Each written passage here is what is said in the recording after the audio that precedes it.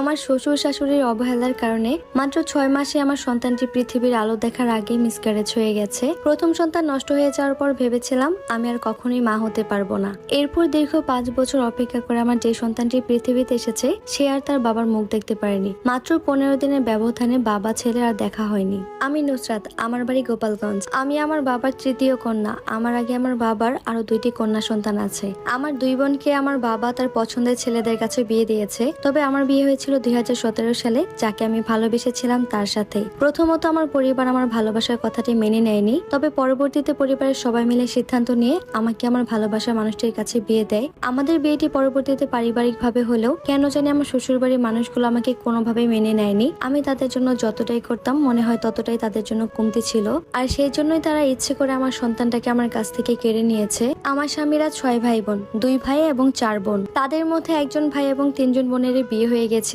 এবং আমার একটা ছোট ননদ ছিল আমাদের বাড়িতেই। আমি এবং আমার হাজবেন্ড দুইজনে স্টুডেন্ট থাকা অবস্থায় বিয়ে করেছি। তাই আমার হাজবেন্ড তেমন কোনো জব করতো না, বলতে গেলে আমরা দুইজনই বেকার ছিলাম। যেহেতু আমার স্বামী বেকার ছিল তাই উঠতে বসতে আমাকে অনেক ধরনের কথা শোনাতো। আমার ননাসরা যখন আমার শ্বশুর বাড়িতে আসতো, হাসি ঠাট্টাই হোক আর সরাসরি হোক, তারা আমাকে অনেক ধরনের কথা শোনাতো। আর ননদ তো সারাদিন আমার পেছনে লেগেই থাকতো।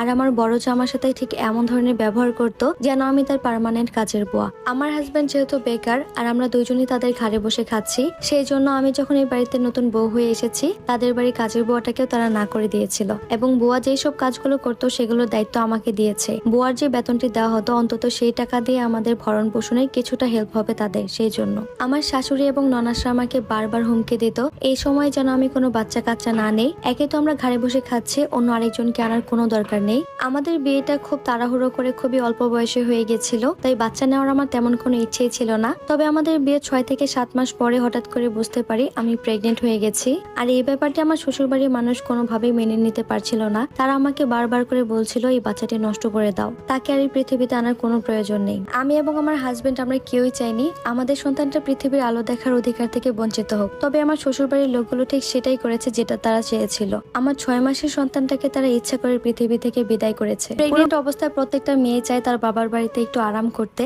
অথবা তার মায়ের হাতে কিছু ভালো ভালো খাবার খেতে। আমি যখন জিদ করে আমার সন্তানকে নষ্ট করতে রাজি হইনি, তারপরে আমার শাশুড়ি আমাকে সরাসরি বলেছিল আমি যেন আমার বাবার বাড়িতে না যাই। যেখানে প্রেগনেন্সির প্রথম 3 মাস ফুল বেড রেস্টে রাখা হয়, সেখানে প্রথম 4 মাস আমাকে দিয়ে এত কাজ করিয়েছে আমি কিছুদিন পরপরই অসুস্থ হয়ে যেতাম। আর ডাক্তার দেখানোর টাকাটা আমার বাবা মা দিলেও আমাকে যে পরিমাণে ওষুধ দেওয়া হতো সেই ওষুধগুলো আমাকে কিনে দেওয়া হতো না। অসুস্থ থাকা অবস্থাতেও আমি ছাড়া বাড়ির কেউ কোনো কাজে হাত দিত না। প্রতিদিন ঘাট থেকে আমাকে বালতি ভর্তি ভর্তি করে কাপড় ধুয়ে নিয়ে আসতে হতো। 6 মাসের মাঝামাঝিতে শুনলাম আমি কন্যা সন্তানের মা হতে চলেছি। এটা শুনে আমার শ্বশুর বাড়ির সবার মাথা আরো বেশি গরম হয়ে গেছে। একদিন আমার শরীর অনেক বেশি খারাপ লাগছিল, সেদিন আমি ঘাটে কাপড় ধুতে যেতে চাইনি। আমার শাশুড়ি আমাকে জোর করে এত ভারী ভারী বালতি দিয়ে পাঠিয়েছে। কাপড়গুলো আমি ঠিকই ধুয়েছিলাম কিন্তু বাড়িতে আর ফিরতে পারিনি। সাথে সাথে মাথা ঘুরে পড়ে গেছিলাম। আর মেডিকেলে গিয়ে শুনলাম সিঁড়িতে পড়ার কারণে আমার বাচ্চাটি নষ্ট হয়ে গেছে। এরপর টানা 5 বছর চেষ্টা করে আমি আর মা হতে পারিনি। আমার স্বামী তারপরেও কিন্তু আমার হাতটি ছেড়ে দেয়নি। আমার শাশুড়িরা অনেকভাবে আমার স্বামীকে অন্য জায়গায় বিয়ে দেওয়ার চেষ্টা করেছে, কিন্তু আমার স্বামী বলেছিল একদিন সে অবশ্যই বাবা হবে